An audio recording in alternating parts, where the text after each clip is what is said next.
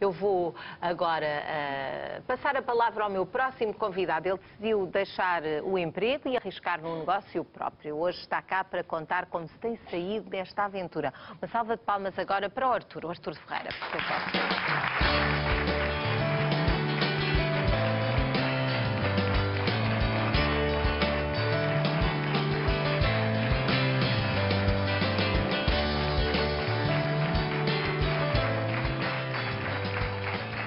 Aqui como a Teresa pode dizer viva a mudança? Posso. Felizmente tem sido um percurso fantástico desde que essa mudança aconteceu. Fez agora 3 anos, recentemente, e felizmente é uma história de sucesso. Eu estou muito feliz com o percurso que eu iniciei há 3 anos atrás. Não esquecendo todo o meu percurso anterior, que foi também fantástico. O seu percurso anterior estava ótimo quando aconteceu esta mudança. O que é que fazia para toda a gente ficar a saber? Eu era responsável por uma área de crédito hipotecário no mercado financeiro, numa grande multinacional americana. Curiosamente, trabalhámos ambos no mercado financeiro. E estávamos portanto, uma multinacional reconhecida, portanto, uma das maiores empresas do mundo. E no seu caso, o Artur estava a fazer um percurso de ascensão dentro dessa empresa. Sim, um percurso de 14 anos. Eu trabalhei sempre nessa empresa, praticamente toda a minha vida. Achava que ia lá trabalhar sempre nessa área e sempre a fazer isso? Era isso que tinha em mente? Não, mas eu queria estar preparado para trabalhar lá a vida toda, mas queria ao mesmo tempo estar preparado para poder sair a qualquer momento. Isso era uma ambição minha, porque eu sabia que podia acabar. Eu não queria que acabasse mal. Eu queria que acabasse de uma forma que eu pudesse recordar de uma forma positiva. Eu queria que acabasse bem. Isso era fundamental para mim, porque todo esse percurso de 14 anos, ele foi absolutamente extraordinário na minha vida. Aquela empresa, eu costumo dizer que ela deu-me muito mais do que aquilo que eu lhe dei a ela.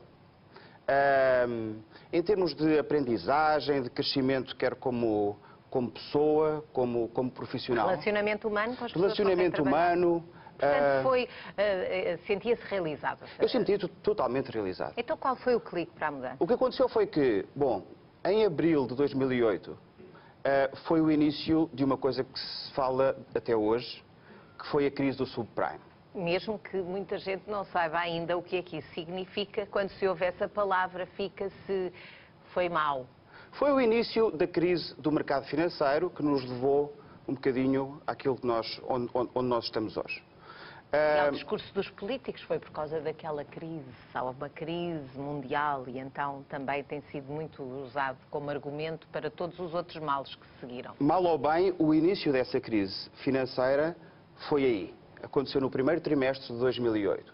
E foi aí que o Artur pensou, isto não vai correr bem, eu vou ter de tratar de uma alternativa? E foi aí que eu pensei que, face às circunstâncias e aos dados que eu tinha naquela altura, as coisas iam terminar mal.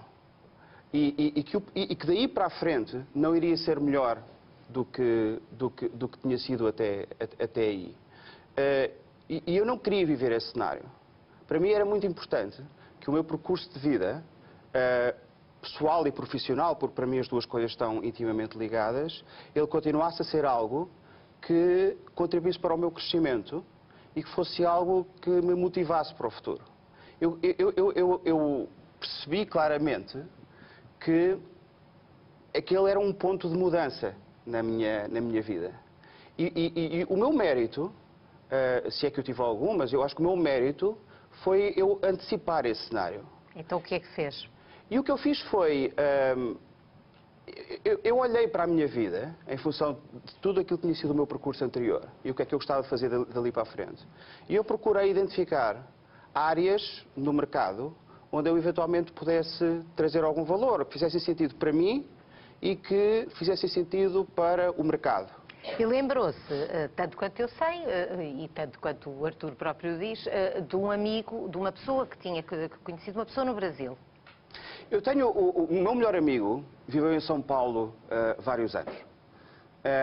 E E uns meses antes desse período em que eu, de facto, defini que a minha vida teria que mudar, ele tinha-me falado sobre uma empresa e um conceito pelo qual eu fiquei absolutamente apaixonado. Essa empresa nasceu no Brasil em 2003 com o objetivo de ajudar empresas a comunicar de uma forma mais impactante em reuniões, com o objetivo de vender ideias, produtos, projetos.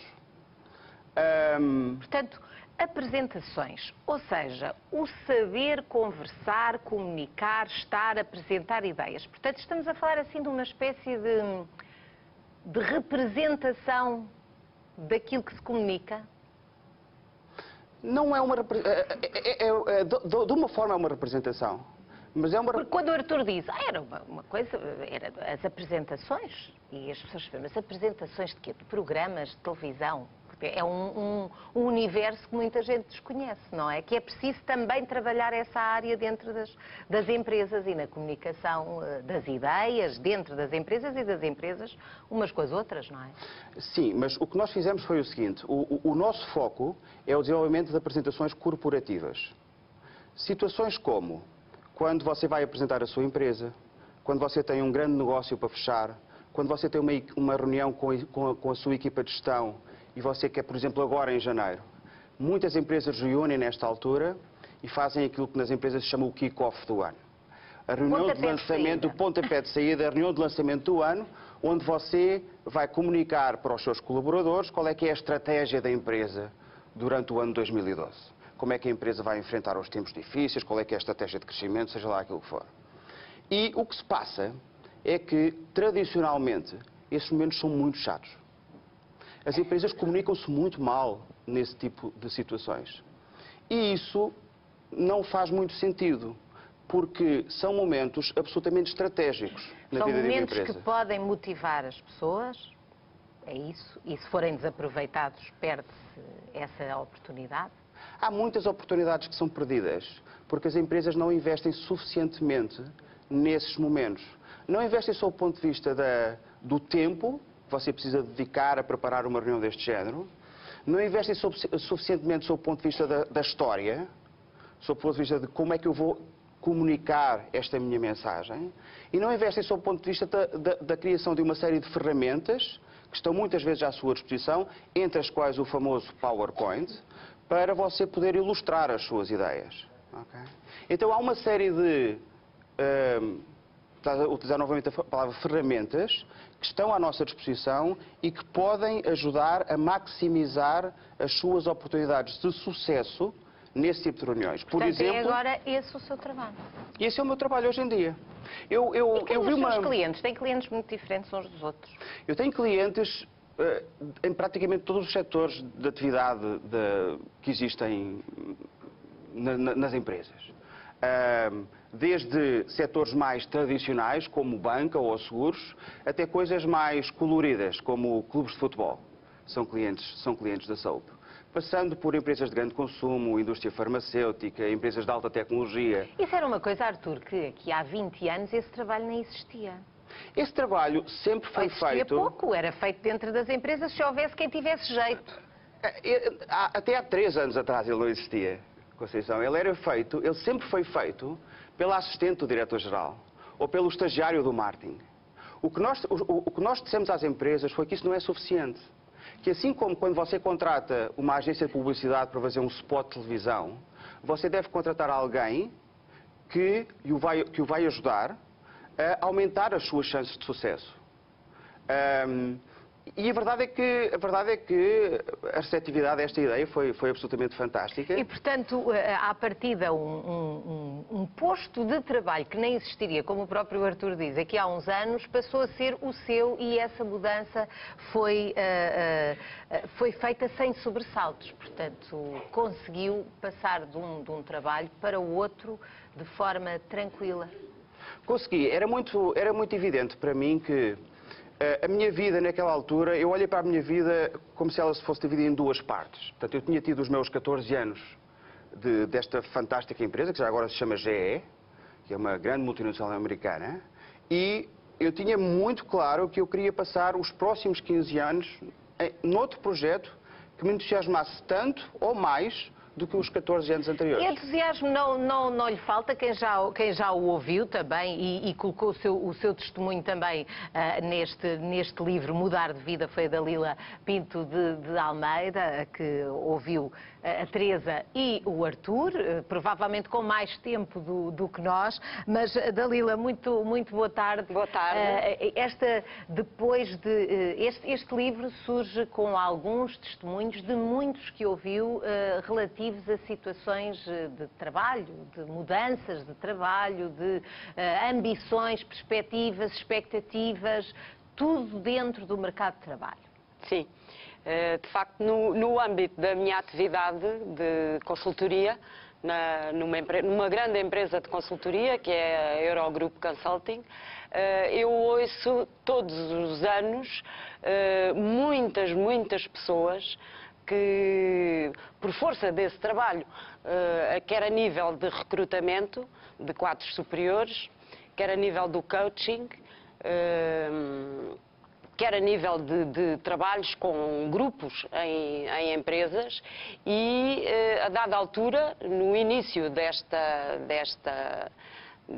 contexto que vivemos, desta crise, comecei a ouvir muitas pessoas que estavam insatisfeitas ou estavam insatisfeitas com o que faziam, ou estavam em risco de ser despedidas, ou já tinham sido despedidas e que queriam encontrar alternativas.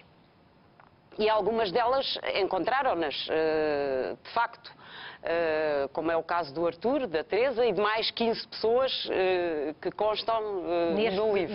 Nesta coleção de testemunhos. Nessa coleção de testemunhos. E achei que, sendo eles todos casos de sucesso, porque foram, eram inspiradores para quem está a passar por situações semelhantes. Exatamente. Eram inspiradores para quem ou passou por uma situação de despedimento ou para quem, de alguma forma, precisa de um clique para fazer uma mudança. Dalila, deixe-me perguntar-lhe, acha que a melhor forma de as pessoas enfrentarem os tempos que correm no que diz respeito ao trabalho, àquilo que pensavam que iria ser o trabalho delas, é estarem disponíveis para a mudança e perceberem que têm de mudar se for preciso, que já não há empregos como antigamente? Exatamente. Empregos como antigamente já não há. É muito bom se houver trabalho em vez de emprego. Penso que a nossa forma de encarar o trabalho passa muito por aí hoje. Passa muito por deixar de pensar no emprego certo, com horas certas e que vai durar toda uma vida. Não, isso não é verdade. Mesmo que quiséssemos que fosse, não é verdade. Portanto, o melhor a realidade não é essa. Encarar as coisas dessa forma. E por isso a melhor forma é de facto haver abertura por parte de cada um para fazer as mudanças que forem necessárias. Abertura e coragem para arriscar. E coragem, sim. A Teresa, nestes testemunhos, tem gente que estava satisfeita, que viveu com satisfação o trabalho que tinha e, portanto, por alguma razão, aqui temos duas razões diferentes. A Teresa foi mais porque apareceram-lhe as trigémeas e, portanto, já não dava para investir tudo na carreira profissional. O Artur começou a ver isto mais tarde ou mais cedo, não vai dar, eu vou já transferir-me para outra coisa. Os outros testemunhos, e mesmo estes que não estão neste seu livro, são essencialmente que razões é que levam as pessoas a ter de mudar, a serem obrigadas a mudar? Eu diria que é o desconforto. No final do dia é o desconforto. As pessoas só mudam quando se sentem desconfortáveis. Ou quando são obrigadas. Ou quando são obrigadas, exatamente. Se forem despedidas, é óbvio que tem que haver uma mudança qualquer. Quando se sentem desconfortáveis, mas o português é muito de sentir-se até, se calhar, desconfortável uma vida inteira, sempre a reclamar e sem aquela iniciativa de fazer a mudança, não só na vida profissional, como noutras, ou seja, de nos acomodarmos. Pronto, olha, pronto, acomodamos-nos a isto, mentalizamos, Há várias... tem que ser, é como se fosse um fado, pronto, olha, nascemos para isto e aqui estamos. Há várias razões enfim, várias teorias, provavelmente, para explicar isso. De qualquer das maneiras, na minha perspectiva, as pessoas que agem dessa forma sentem-se confortáveis a agir assim. Ou seja, a lamúria, o lamento, dá-lhes conforto. E, portanto, é preferível manterem-se nesse registro do que mudarem, efetivamente. Dalila, quer falar de mais algum caso que nós, obviamente, hoje trouxemos aqui, estes dois casos, já os ouvimos assim, de forma geral. Há alguma outra situação que pense que seja importante partilhar com quem nos está a ver? Alguém que a tenha, mais alguém que a tenha impressionado, de facto, nesta atitude de arriscar e mudar?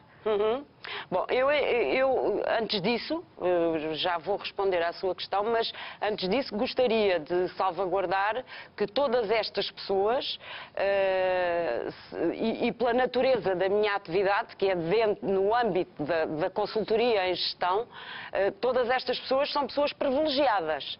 Privilegiadas no sentido em que tiveram uma almofada, tiveram um certo... Não estamos a falar de muitos portugueses que estão em situação completamente desamparada, que Não estão estamos a ter a falar de recorrer de... ao rendimento social de inserção. Estamos a ver o outro lado, mas que é um lado que compõe o país e o mercado de trabalho, não é? Estamos a falar de pessoas que tiveram algum conforto na hora de mudar, mas, de todo modo, há pessoas, nessas 17 pessoas, que também foram despedidas, e é essas que gostaria de me referir neste momento, que foram mesmo despedidas de um dia para o outro e que, por mais conforto que tivessem, uma coisa é certa: o salário deixou de entrar no banco ao final do mês. Fora a questão psicológica, que é com essa, como psicóloga, lida muito com isso, não é? Eu fui dispensado. Exato. Não quiseram o meu trabalho, a tentação de achar que não se vale grande coisa porque se é despedido. Portanto, isso ainda atrapalha mais a mudança, não é? É de facto um estigma. Mas essas pessoas esses testemunhos que constam no livro, de pessoas que foram despedidas e que foram despedidas literalmente de um dia para o outro. Pessoas em bons cargos, em cargos superiores, e que foram despedidas de um dia para o outro. E têm, de facto, um imenso valor, à semelhança das outras, têm imenso valor porque foram pessoas que foram capazes de reagir de imediato e de criar uma alternativa imediatamente. Além de nos prepararmos, ou seja, de estarmos preparados para mudanças, porque a Dalila diz que as mudanças são incontornáveis, a mudança é incontornável, é melhor estarmos preparados para a mudança. Há alguma outra mensagem que queira deixar aqui? Algum outro conselho que possa dar a quem está no trabalho, mesmo não sendo gestor de coisa nenhuma? A quem está no trabalho, há de facto uma mensagem que eu gostaria de deixar, e que passa por: a mudança não tem de ser só de um local de trabalho para outro local de trabalho ou de um local de trabalho para o desemprego. Mesmo quem está neste momento empregado e que tem trabalho, deve estar atento e deve, dentro da sua própria atividade, estar disponível para mudar. Porque hoje o que é pedido às pessoas nos locais de trabalho é uma disponibilidade e uma polivalência para abraçarem atividades diferentes, tarefas diferentes, projetos diferentes, consoante o local onde estejam. E há uma coisa boa, obrigada também pelas